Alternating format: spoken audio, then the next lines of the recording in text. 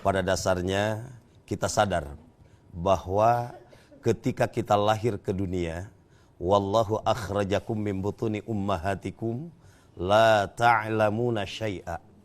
Allah mengeluarkan kita dari rahim ibu, awalnya tidak tahu apa-apa.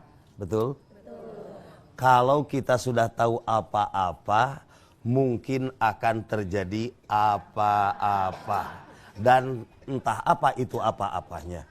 Untung Allah mengeluarkan kita dari rahim ibu itu tidak tahu. Makanya kita harus semakin tahu apa-apa. Wa ja'ala lakumus sam'a.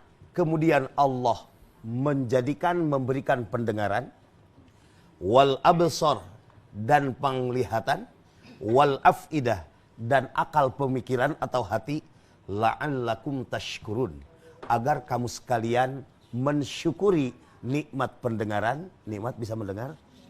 Benar? Bisa melihat? Punya akal dan pikiran? Hati nurani? Nikmat? La'allakum tashkurun. Kalau kita mensyukuri, Allah akan tambah nikmatnya. Tidak akan ditambah kupingnya, Bu.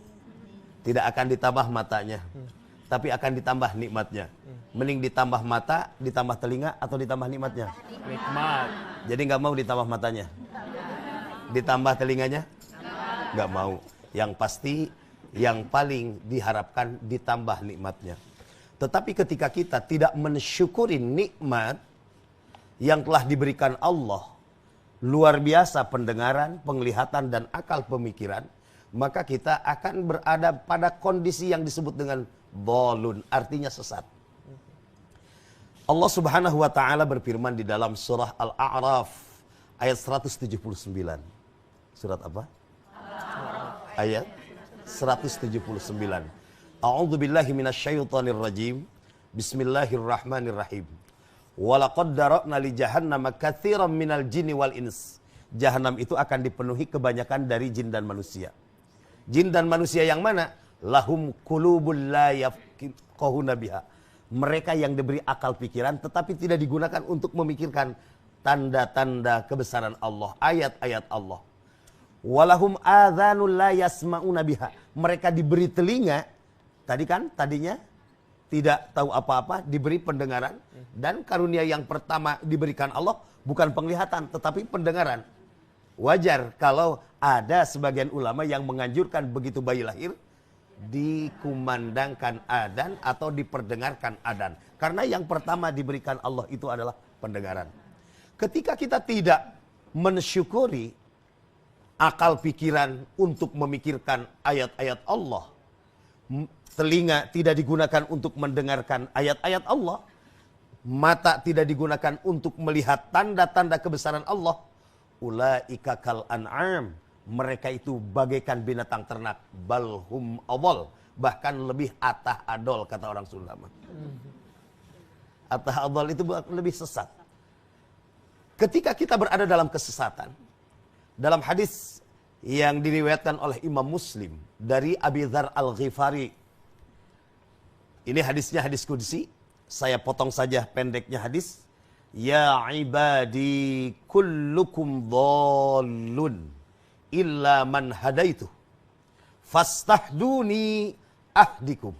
Wahai hambaku, kalian itu berada dalam kesesatan.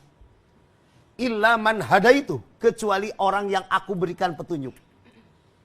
Hakikat petunjuk itu dari Allah Subhanahu wa taala. Hakikat hidayah itu dari Allah Subhanahu wa taala. Fastahduni, mintalah petunjuk kepadaku, mintalah hidayah kepadaku. Ahdikum, jaminannya niscaya aku akan tunjukkan kalian ke jalan yang lurus. Paling tidak, Bu, ada yang tahu nggak berapa kali sehari semalam kita memohon petunjuk kepada Allah? 5 kali. Boleh, bebas. Tapi biar nggak lama, ingat kurang lebih 34 kali. Ketika kita membaca Fatihah, di situ ada ihdinas shiratal mustaqim. Rata-rata sehari semalam 17 rakaat kita melaksanakan sholat fardu, berarti pada saat baca Fatihah kita memohon petunjuk kepada Allah 17 kali. Ditambah ketika duduk di antara dua sujud, di situ ada mohon hidayah lagi kepada Allah. Wahdini, ya Allah berilah petunjuk aku. Jadi kurang lebih berapa kali? 34 kali, bayangkan. 34 kali sehari semalam kita melaksanakan doa, berdoa agar diberi hidayah. Pertanyaannya, loh kok kenapa saya selalu berdoa memohon hidayah kepada Allah, tetapi rasa-rasanya masih jauh dari hidayah Allah. Masih jauh dari hidayah Allah Subhanahu wa ta'ala. Jangan-jangan ada hal yang harus diperbaiki. Bagaimana bukan hanya doa bil lisan, tetapi harus ada ikhtiar yang real dalam kehidupan kita. Tentunya banyak tahapan dalam Al-Quran untuk menggapai hidayah. Karena hidayah ini adalah hal yang sangat mahal. Walaupun semua manusia itu pasti diberi hidayah, tetapi ada yang lengkap hidayahnya, ada yang sebahagian. Karena hidayah itu ada beberapa macam hidayah. Satu, ada yang disebut dengan hidayatul ilham. Apa hidayatul ilham itu? Petunjuk atas sesuatu yang tidak pernah kita pelajari. Itu namanya hidayatul ilham. Maaf, ketika bayi lahir menangis, punten ibu-ibu, lalu ibu susui repeh. Dia udah tahu. Padahal tidak ada yang mengajari itu, Bu. Bener nggak? Diajarkan dulu nggak? Tapi begitu dikasih, langsung repeh kan? Betul kan? Itu namanya hidayatul ilham. Petunjuk terhadap sesuatu yang tidak pernah kita pelajari, tetapi Allah berikan. Yang kedua, ada hidayatul hawas. Artinya petunjuk untuk memberikan kekhususan terhadap satu makhluk, membedakan dengan yang lainnya. Yang seringkali disebut dengan insting atau naluri. Seperti kucing marah beda dengan kambing. Laki-laki dengan perempuan beda marahnya, Kang? Beda nggak? Beda. Kumaha tah kalau perempuan? Baut. Ya bautnya. Betul. Gas. Kalau laki-laki beda lagi. Itulah yang disebut dengan petunjuk atau hidayatul hawas.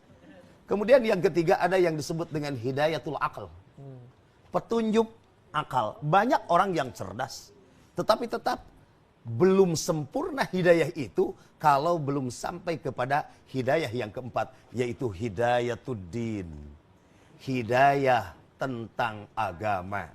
Inilah yang harus kita terus upayakan dengan doa dan ikhtiar agar kita yang telah diberi hidayah ilham, yang telah diberi hidayah awas, yang telah diberi hidayatul akal, disempurnakan. Yang paling mahal itu adalah hidayatul din, hidayah agama. Tidak bisa diwariskan, Bu.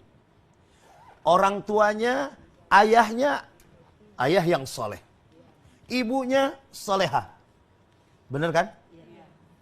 Bisakah diwariskan kesolehan itu? Wallahu a'lam. Yang pasti tetap harus ada tahapan pembinaan untuk mencapai hidayah. Allah Subhanahu wa ta'ala memang telah menanamkan benih yang disebut dengan fitrah. Fitrah itu adalah benih hidayah. Di dalam surat 30 ayat 30. Atau surah Ar-Rum ayat 30. Biasanya kan kita hafalnya Ar-Rum itu 21, Kang.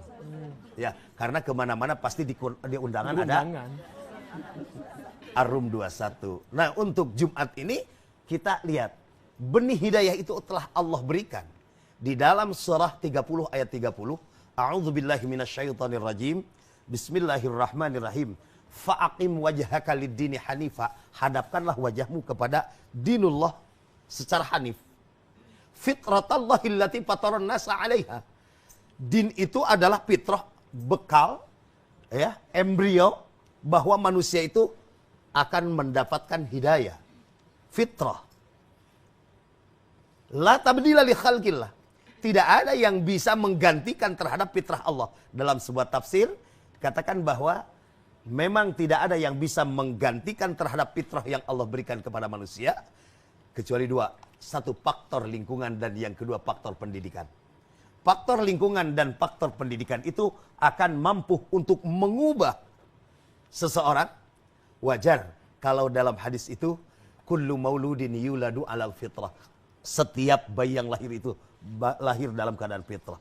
Yang akan memberikan warna pendidikan itu kan adalah fa'abawahu, kedua orang tuanya. Maka dalam hal untuk menggapai hidayah, ini sangatlah penting. Yang pertama, dekatkan diri kita dengan Al-Quran. Kenapa kita harus mendekatkan diri dengan Al-Quran? Karena kita sering membaca Dzalikal kitabu la raiba fi hudal lil muttaqin. Kemudian kita pernah mendengar, mungkin membaca dalam ayat yang berhubungan dengan bulan suci Ramadan, Syahrul Ramadan alladzi unzila fihi al-Qur'an hudal linnas. Ada hudal linnas. Kalau tadi hudal lil muttaqin, kalau dalam ayat itu hudal linnas. Baik al-muttaqin ataupun an-nas, kedua-duanya akan mendapatkan petunjuk apabila kita mendekatkan diri kepada Al-Quran. Dengan cara apa? Tentunya mempelajari, kemudian memahami, mentadaburi Al-Quran. Allah mengingatkan kita, afala yatadabbarunal Quran. Apakah kalian tidak mentadaburi Al-Quran? Mentadaburi itu bukan hanya sekedar membaca, tetapi memikirkan, mengambil hikmah dan pelajaran. Walau kana min inda ghairillah, andaikan Al-Quran itu datangnya bukan dari Allah, lawajadu fihi ikhtilafan katsira. Niscaya ibu-ibu dan semua akan menemukan sesuatu yang bertentangan. Ya, dari ayat Al-Quran yang sedemikian banyaknya, 30 juz, 114 surat, ibu pernah menemukan ayat satu dengan yang lain, surat satu dengan surat yang lainnya bentrok atau bertentangan? Belum? Tidak? Atau belum pernah membandingkan? Belum pernah membandingkan. Belum pernah membandingkan ya? Bab itu belum ada, Pak. Nanti